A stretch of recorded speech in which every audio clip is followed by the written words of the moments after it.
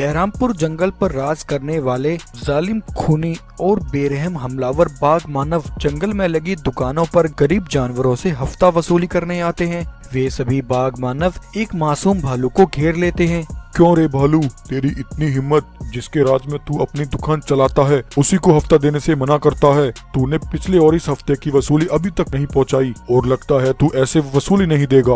बेरहम बाघ मानव सिपाही भालू पर हमलावर हो जाते हैं और उसे मारने लगते हैं। भालू खून से लथपथ होकर घायल हो जाता है। जंगल में इस अत्याचार को तमाशा बनकर देख रहे जानवरों के बीच भानु शेरनी इस नज़ारे को देख रही थी। भानु हिम्मत जुटाकर उन हमलावरों से कहती है, रुक जाओ, मत मारो इसे। इस तरह इस भालू पर इतना जुर्म क्यों कर रहे हो? आखिर तुम किस वसूली की बात कर रहे हो?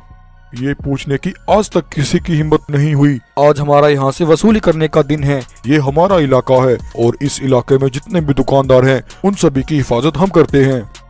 आखिर ये किस तरह की हिफाजत है? एक निहत्थे और कमजोर पर बेरहमी दिखाना कहाँ की बहादुरी है? नहीं नहीं शेरनी, भगवान के लिए तुम यहाँ से चली जाओ। तुम इन जालिमों के मुंह मत लगो, हमें इन्हें हफ्ता देना ही पड़ता है। भालू, तुम लोगों की कमजोरी ने ही इन्हें इतना बेरहम कर दिया है। ये खुलेआम किसी भी मासूम पर कहर बनकर टूट पड़ते हैं। आखिर तुम कब तक इनके जुल्मों को सहते रहोगे? शेरनी, बहुत हुआ तेरा ड्रामा, लगता है तू ऐसे नहीं मानेगी। तभी दो बाघ मानव तेजी से भानु की तरफ आते हैं। इतने में तूफान की तरह गरजता हुआ एक जाबाज बहादुर सफेद शेर बाघ मानवों पर बिजली की तरह टूट पड़ता है और अकेला ही उन सभी को एक एक करके धूल चटा देता है। अत्याचार को तमाशे की तरह देखने वाले जानवरों के बीच आज जिस जाबाज ने अपनी बहादुरी दिखाई वो कोई और नहीं बल्कि भानु शेरनी का बेटा शिवा है। शिवा अपनी माँ के साथ बहरामपुर जंगल में ही रहता है। शिवा के पिता की आज से कई वर्ष पहले एक दुर्घटना में मृत्यु हो गई थी। तब से जवानी में हुई विधवा भानु शेरनी ने अपने बेटे शिवा को एक माँ और पिता दोनों का सहारा दिया और अपने बेटे को बड़े लाड प्यार से पाला। वहीं सगे भाई से बढ़कर साथ निभाने वाला और शिवा की ही तरह बहादुर और हिम्मत वाला ये है वीरू शेर। शिवा और वीरू दोनों बचपन के पक्के मित्र हैं। बचपन से दोनों एक साथ पढ़ने वाले और एक साथ खेल कूद कर दोनों जवान हुए। उस रात जंगल में बहुत तेज की तूफानी हवा चल रही थी। तूफानी रात में लाल चादर ओढ़े भानु शेरनी चंद्रमा को देखकर किसी की लंबी उम्र के लिए रखा गया अपना व्रत खोलती है। उस भयंकर तूफानी रात में शिवा अपनी माँ को ऐसा करते हुए देख लेता है। अपनी विधवा माँ को लाल चादर ओढ़े देखकर शिवा हैरान हो जाता है।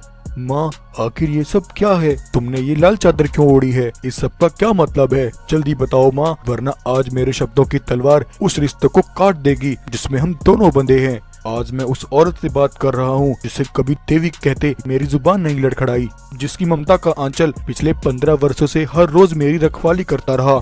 लेकिन आज वही आंचल अपनी ममता से हटकर किसी गैर को छुपाने के लिए चादर बन गया है। वह कौन है माँ जिसने मेरी माँ का सुहाग छीनकर खुद को उसके मन का सिंदूर बना लिया? कौन है वो जिसकी लंबी उम्र के लिए मेरी माँ व्रत रखती है? आज मैं जानना चाहता हूँ कौन है वो जो मेरी माँ के दिल में मोहब्बत बनकर और मेरे दिल में नफरत बनकर पल रहा है। बताओ माँ, बताओ मुझे, कौन है वो?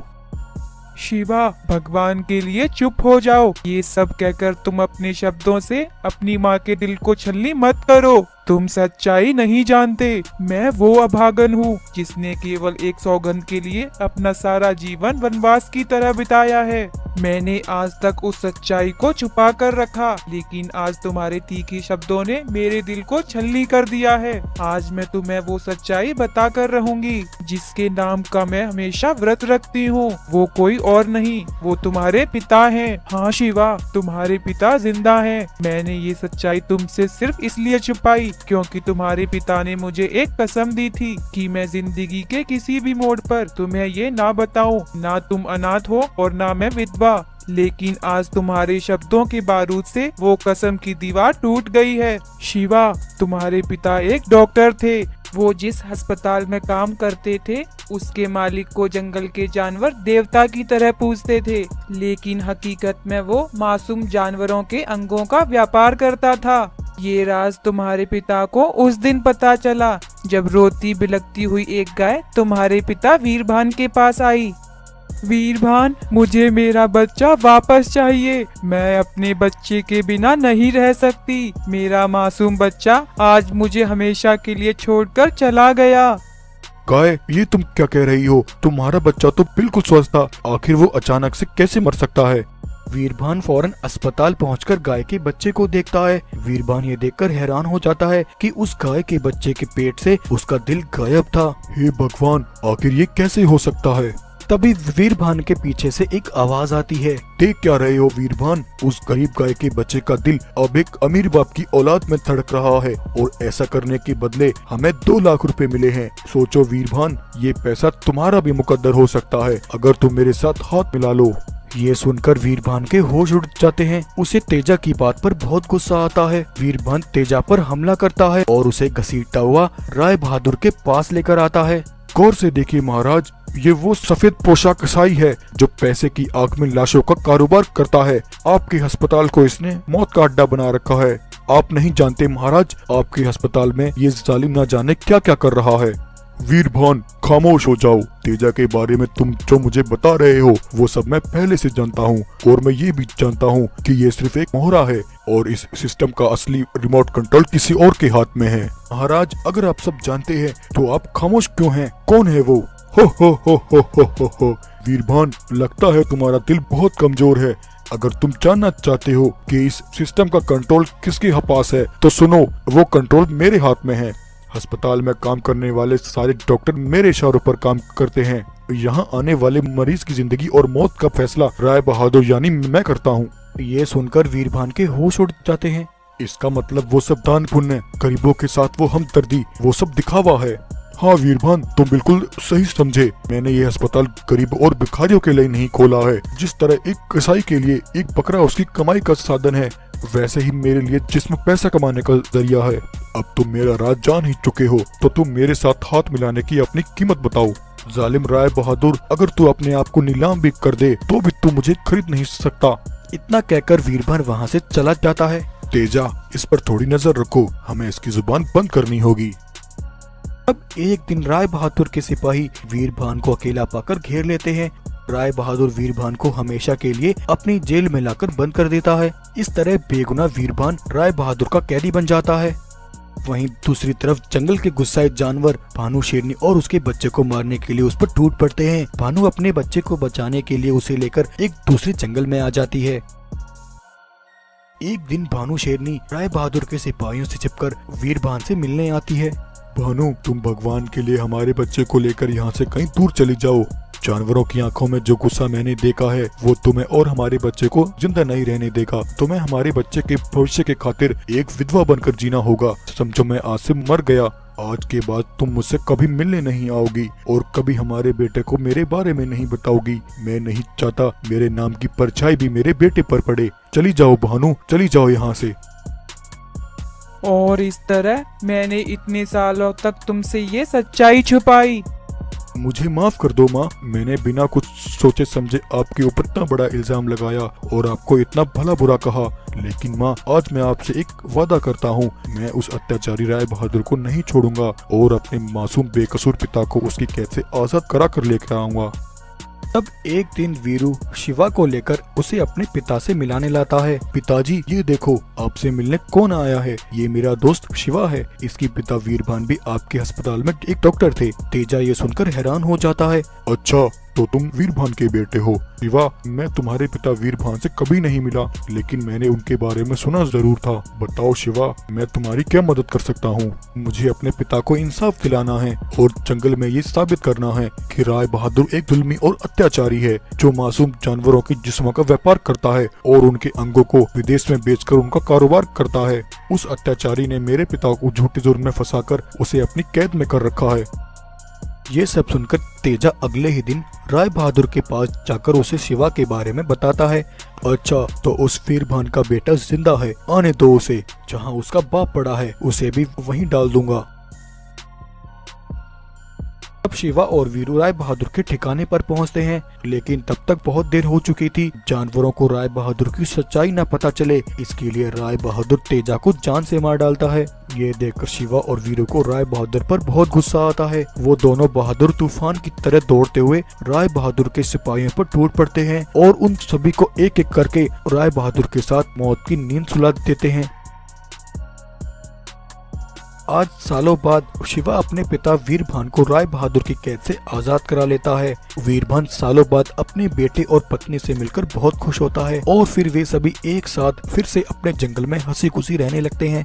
तो प्यारे दोस्तों, कैसी लगी आपको आज की ये कहानी? अगर आपको ये स्टोरी अच्छी लगी हो तो वीडियो को लाइक करें, शेयर करें और ऐसी ही मजेदार कहानियाँ देखने के लिए हमारे चैनल को सब्सक्राइब करें।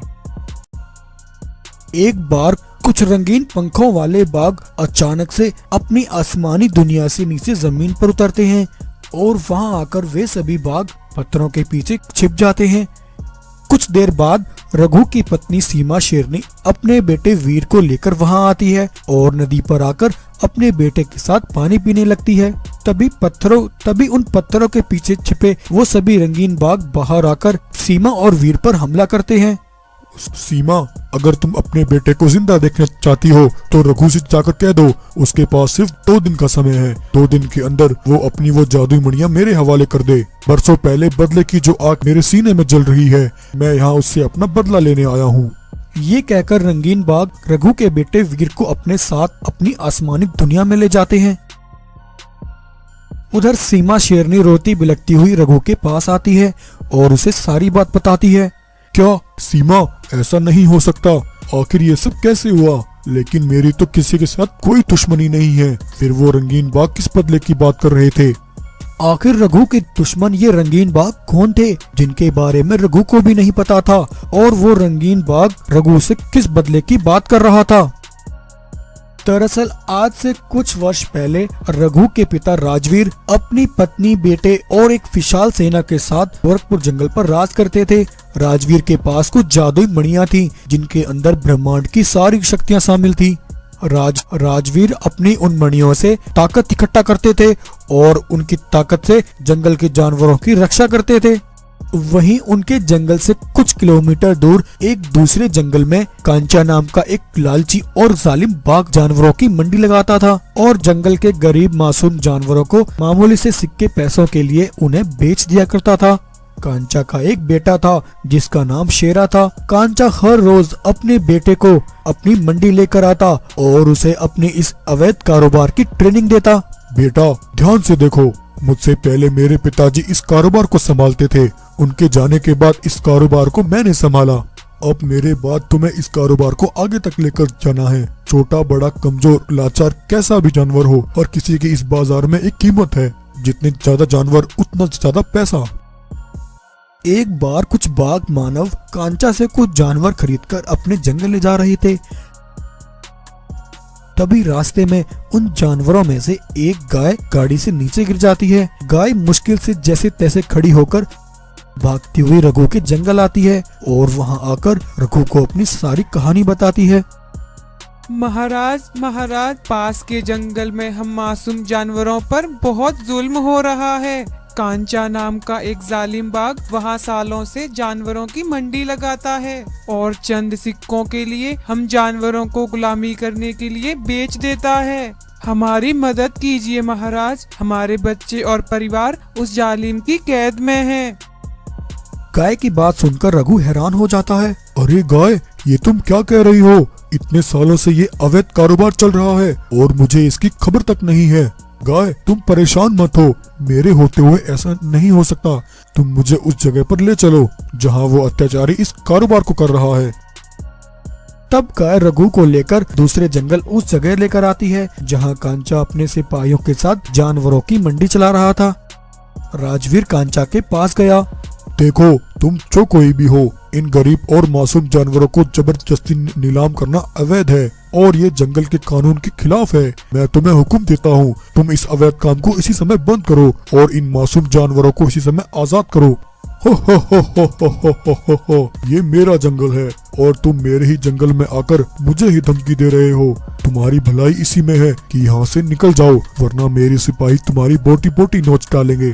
ये सुनकर राजवीर गुस्से में आ जाता है। वो मन ही मन सोचता है, अगर मैंने यहाँ इसके सामने अपनी जादुई मणि की ताकत का प्रदर्शन किया तो इन्हें मणि के बारे में पता चल जाएगा। ये सोचकर राजवीर चुपचाप वहाँ से वापस लौट जाता है। कांचा उस गाय को वापस से बंदी बना लेता है।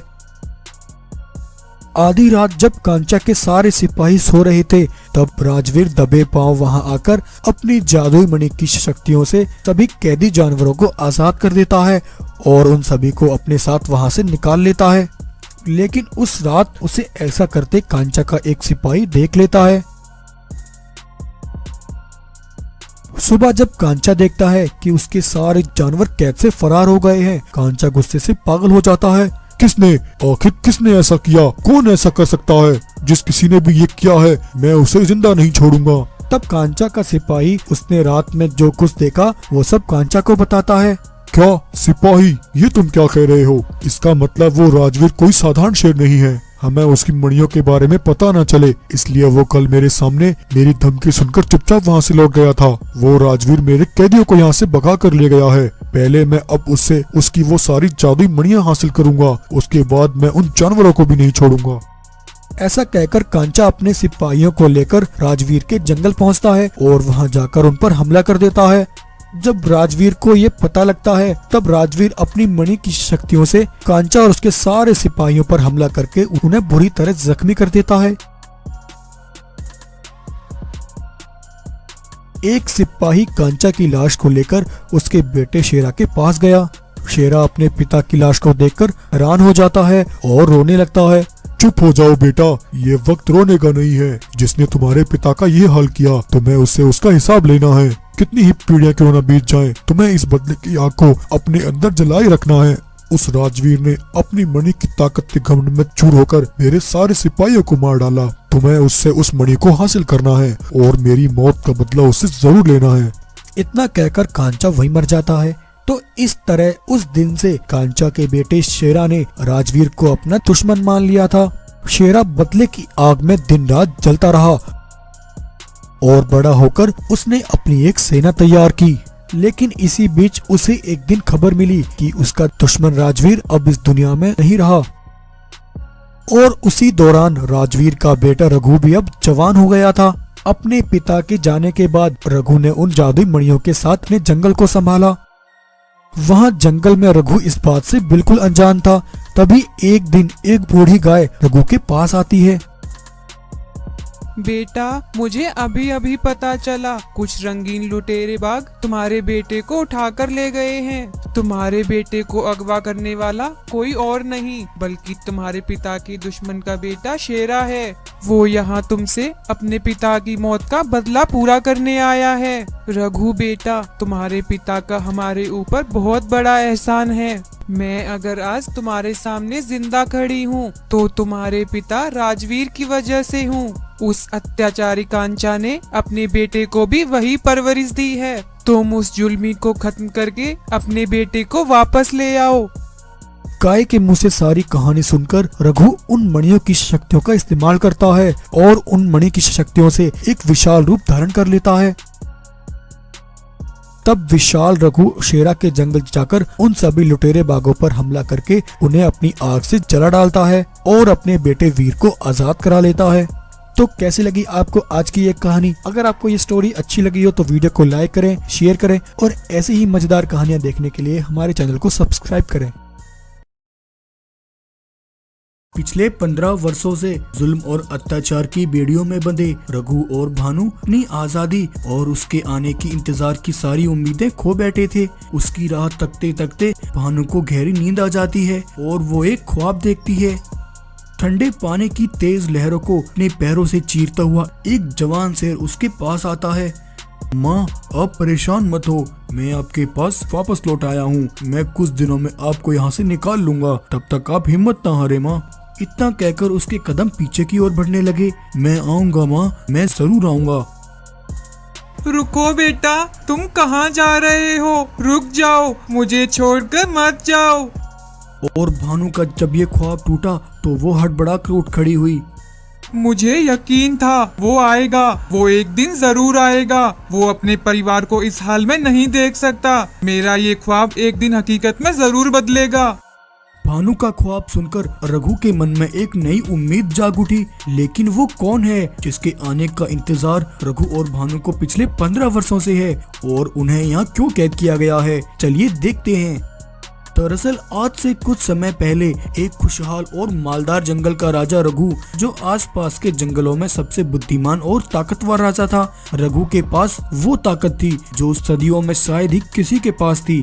उसके पास 3 ऐसी अनोखी जादुई मणि थी जिनकी शक्तियों से रघु ने वो अपार ताकत इकट्ठा की थी। रघु उन मणि के बलबूते पर हर उस नामुमकिन काम को मुमकिन कर सकता था जिसकी किसी ने कल्पना भी न की हो। वो किसी गरीब बीमार जानवर को उसके पैरों पर खड़ा कर देता, कभी भी तेज हवाओं का रुख बदल देता, और अपनी तेज दहाड़ से वो कभी अपनी इच्छा अनुसार जंगल में बेमौसमी बारिश कराता। रघु की उन बेशुमार शक्तियों की कोई सीमा नहीं थी। एक बार रघु अपनी पत्नी भानु के साथ जंगल से बाहर निकला हुआ था, लेकिन अभी वो दोनों थोड़ी ही दूर चले थे कि दुश्मन रणधीर बाघ अपनी एक बड़ी सेना के साथ वहां आकर रघु के जंगल पर उसने धावा बोल दिया और मौके का फायदा उठाकर रघु के सारे सिपाहियों को मौत के घाट उतार दिया। कुछ देर बाद जब रघु और भानु ने वापस आकर देखा तो उनकी आंखें फटी की फटी रह गईं। चारों तरफ अपने सिपाहियों की खून से भरी लाशें देखकर रघु के होश उड़ गए। आखिर ये सब किसने किया?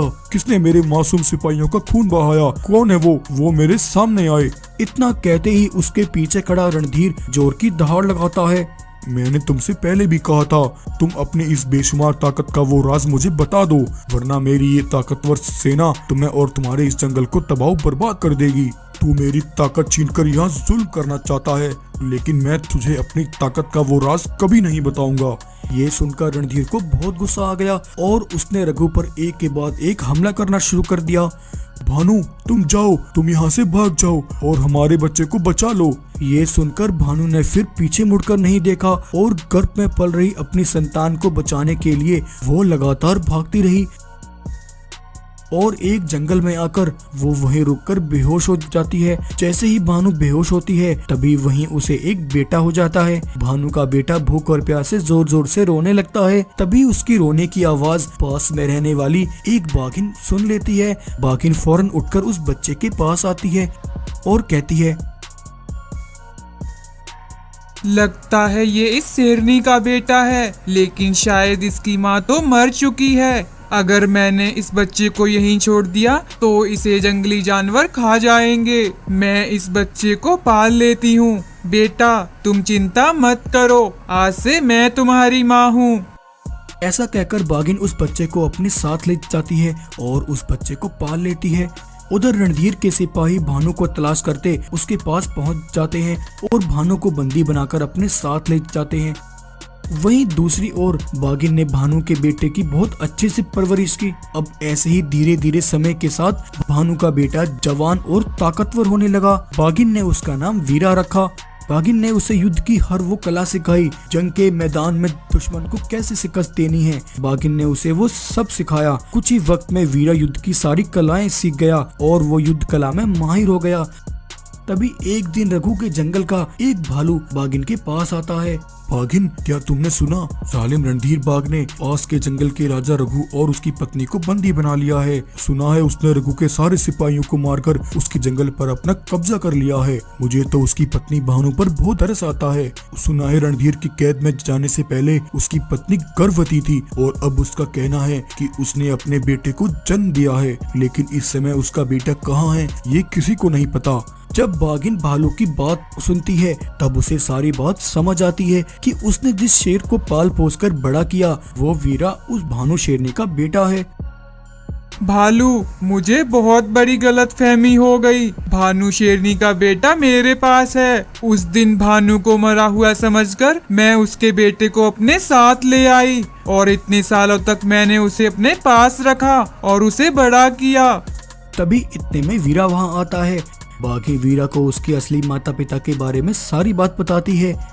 बेटा वीरा, तुम्हारे माता पिता आज भी उस रणधीर की कैद में हैं और वो सालों से तुम्हारे आने का इंतजार कर रहे हैं। अपनी असली माता पिता के बारे में सुनकर वीरा का दिल पसीज जाता है उस जालिम ने इतने सालों तक मेरे माता पिता पर जुल्म किया और उन्हें अपने पास कैदी बनाकर रखा। मैं रणधीर से अपने माता पिता पर किए उन सारे जुल्मों का हिसाब लूंगा। वीरा, रणधीर बहुत ताकतवर है, उसके पास एक बड़ी सेना है। तुम इस तरह अकेले उसका सामना नहीं कर सकते। तुम मेरे साथ चलो, मुझे तुम्हें कुछ दिखाना है। भालू वीरा को एक गुफा के पास लेकर आता है जहां उसके पिता रघु की वो तीनों जादुई मणि रखी हुई थी। वीरा, मैंने कुछ दिन पहले तुम्हारे पिता से छिपकर मिला, तब उन्होंने मुझे अपनी इन खास मणि के बारे में बताया। तुम्हारे पिता रघु ये नहीं चाहते थे कि ये मणियां रणधीर के हाथ लगे, वरना वो इनकी शक्तियों का गलत प्रयोग करेगा। आज मैं तुम्हारे पिता की इस धरोहर को तुम्हारे हवाले कर रहा हूँ। ये जादुई मणियां रणधीर से लड़ने में तुम्हारी मदद करेंगी। तब वीरा उन मणि के सामने एक जोर की दहाड़ लगाता है और मणि के अंदर से उसकी सारी शक्तियां वीरा को मिल जाती हैं। और वीरा आज इतने सालों बाद अपने माता पिता को रणधीर के जुल्म और अत्याचारों से आजाद कराने उसके जंगल पहुंचता है। वीरा अपनी शक्तियों से वहां अपनी एक बड़ी सेना प्रकट करता है। वीरा और उसके सिपाहियों ने रणधीर और उसके सिपाहियों को फाड़ कर रख दिया और उसने वहां जाकर अपने माता पिता को रणधीर की कैद से आजाद कर लिया। वीरा के माता पिता आज इतने सालों बाद अपने बेटे से मिलकर बहुत खुश हुए और फिर वीरा हंसी खुशी अपने असली माता पिता के पास अपने जंगल आकर रहने लगता है। तो ये कहानी आपको कैसी लगी? अगर कहानी पसंद आई हो तो वीडियो को लाइक करें और चैनल को सब्सक्राइब करना ना भूलें। एक बार कुछ रंगीन पंखों वाले बाघ अचानक से अपनी आसमानी दुनिया से नीचे जमीन पर उतरते हैं और वहां आकर वे सभी बाघ पत्थरों के पीछे छिप जाते हैं। कुछ देर बाद रघु की पत्नी सीमा शेरनी अपने बेटे वीर को लेकर वहां आती है और नदी पर आकर अपने बेटे के साथ पानी पीने लगती है। तभी उन पत्थरों के पीछे छिपे वो सभी रंगीन बाघ बाहर आकर सीमा और वीर पर हमला करते हैं। सीमा, अगर तुम अपने बेटे को जिंदा देखना चाहती हो तो रघु से जाकर कह दो, उसके पास सिर्फ 2 दिन का समय है। 2 दिन के अंदर वो अपनी वो जादुई मणियां मेरे हवाले कर दे। बरसों पहले बदले की जो आग मेरे सीने में जल रही है, मैं यहाँ उससे अपना बदला लेने आया हूँ। ये कहकर रंगीन बाघ रघु के बेटे वीर को अपने साथ अपनी आसमानी दुनिया में ले जाते हैं। उधर सीमा शेरनी रोती बिलखती हुई रघु के पास आती है और उसे सारी बात बताती है। क्या सीमा, ऐसा नहीं हो सकता, आखिर ये सब कैसे हुआ? लेकिन मेरी तो किसी के साथ कोई दुश्मनी नहीं है, फिर वो रंगीन बाघ किस बदले की बात कर रहे थे? आखिर रघु के दुश्मन ये रंगीन बाघ कौन थे जिनके बारे में रघु को भी नहीं पता था, और वो रंगीन बाघ रघु से किस बदले की बात कर रहा था? दरअसल आज से कुछ वर्ष पहले रघु के पिता राजवीर अपनी पत्नी, बेटे और एक विशाल सेना के साथ गोरखपुर जंगल पर राज करते थे। राजवीर के पास कुछ जादुई मणियां थीं जिनके अंदर ब्रह्मांड की सारी शक्तियां शामिल थी। राजवीर अपनी उन मणियों से ताकत इकट्ठा करते थे और उनकी ताकत से जंगल के जानवरों की रक्षा करते थे।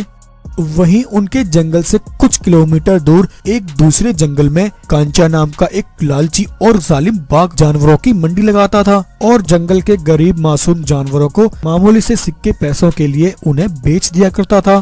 कांचा का एक बेटा था जिसका नाम शेरा था। कांचा हर रोज अपने बेटे को अपनी मंडी लेकर आता और उसे अपनी इस अवैध कारोबार की ट्रेनिंग देता। बेटा, ध्यान से देखो, मुझसे पहले मेरे पिताजी इस कारोबार को संभालते थे। उनके जाने के बाद इस कारोबार को मैंने संभाला। अब मेरे बाद तुम्हें इस कारोबार को आगे तक लेकर जाना है। छोटा बड़ा, कमजोर, लाचार, कैसा भी जानवर हो, हर किसी की इस बाजार में एक कीमत है। जितने ज्यादा जानवर उतना ज्यादा पैसा। एक बार कुछ बाघ मानव कांचा से कुछ जानवर खरीदकर अपने जंगल ले जा रहे थे। तभी रास्ते में उन जानवरों में से एक गाय गाड़ी से नीचे गिर जाती है। गाय मुश्किल से जैसे तैसे खड़ी होकर भागती हुई रघु के जंगल आती है और वहां आकर रघु को अपनी सारी कहानी बताती है। महाराज, पास के जंगल में हम मासूम जानवरों पर बहुत जुल्म हो रहा है। कांचा नाम का एक जालिम बाघ वहाँ सालों से जानवरों की मंडी लगाता है और चंद सिक्कों के लिए हम जानवरों को गुलामी करने के लिए बेच देता है। हमारी मदद कीजिए महाराज, हमारे बच्चे और परिवार उस जालिम की कैद में हैं। गाय की बात सुनकर रघु हैरान हो जाता है। अरे गाय, ये तुम क्या कह रही हो? इतने सालों से ये अवैध कारोबार चल रहा है और मुझे इसकी खबर तक नहीं है। गाय तुम परेशान मत हो, मेरे होते हुए ऐसा नहीं हो सकता। तुम मुझे उस जगह पर ले चलो जहाँ वो अत्याचारी इस कारोबार को कर रहा है। तब गाय रघु को लेकर दूसरे जंगल उस जगह लेकर आती है जहां कांचा अपने सिपाहियों के साथ जानवरों की मंडी चला रहा था। राजवीर कांचा के पास गया। देखो तुम जो कोई भी हो, इन गरीब और मासूम जानवरों को जबरदस्ती नीलाम करना अवैध है और ये जंगल के कानून के खिलाफ है। मैं तुम्हें हुक्म देता हूँ, तुम इस अवैध काम को इसी समय बंद करो और इन मासूम जानवरों को इसी समय आजाद करो। हो, ये मेरा जंगल है और तुम मेरे ही जंगल में आकर मुझे ही धमकी दे रहे हो। तुम्हारी भलाई इसी में है कि यहाँ से निकल जाओ, वरना मेरे सिपाही तुम्हारी बोटी बोटी नोच डालेंगे। ये सुनकर राजवीर गुस्से में आ जाता है। वो मन ही मन सोचता है, अगर मैंने यहाँ इसके सामने अपनी जादुई मणि की ताकत का प्रदर्शन किया तो इन्हें मणि के बारे में पता चल जाएगा। ये सोचकर राजवीर चुपचाप वहाँ से वापस लौट जाता है। कांचा उस गाय को वापस से बंदी बना लेता है। आधी रात जब कांचा के सारे सिपाही सो रहे थे, तब राजवीर दबे पांव वहां आकर अपनी जादुई मणि की शक्तियों से सभी कैदी जानवरों को आजाद कर देता है और उन सभी को अपने साथ वहां से निकाल लेता है। लेकिन उस रात उसे ऐसा करते कांचा का एक सिपाही देख लेता है। सुबह जब कांचा देखता है कि उसके सारे जानवर कैद से फरार हो गए हैं, कांचा गुस्से से पागल हो जाता है। आखिर किसने ऐसा किया? कौन ऐसा कर सकता है? जिस किसी ने भी ये किया है, मैं उसे जिंदा नहीं छोड़ूंगा। तब कांचा का सिपाही उसने रात में जो कुछ देखा वो सब कांचा को बताता है।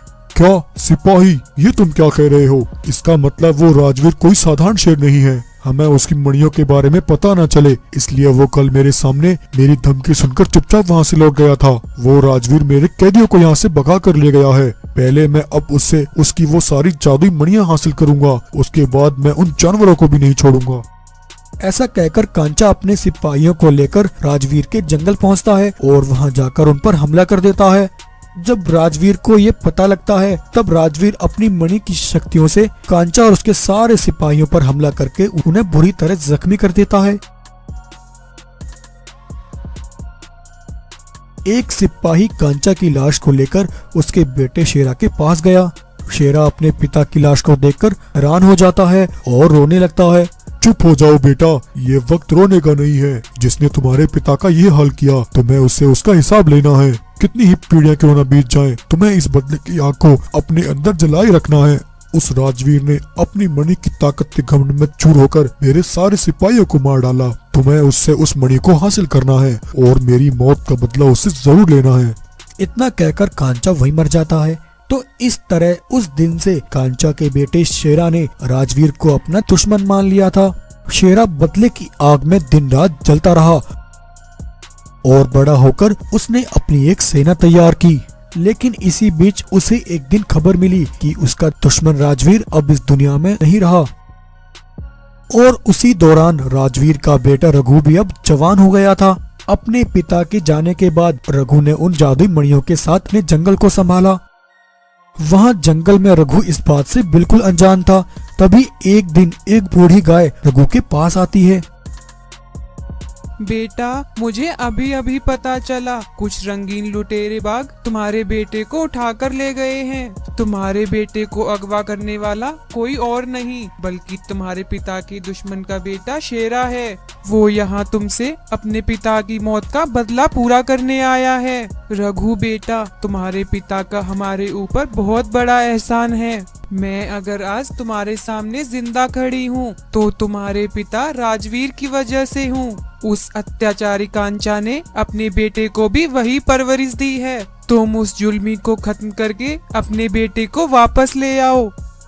गाय के मुंह से सारी कहानी सुनकर रघु उन मणियों की शक्तियों का इस्तेमाल करता है और उन मणि की शक्तियों से एक विशाल रूप धारण कर लेता है।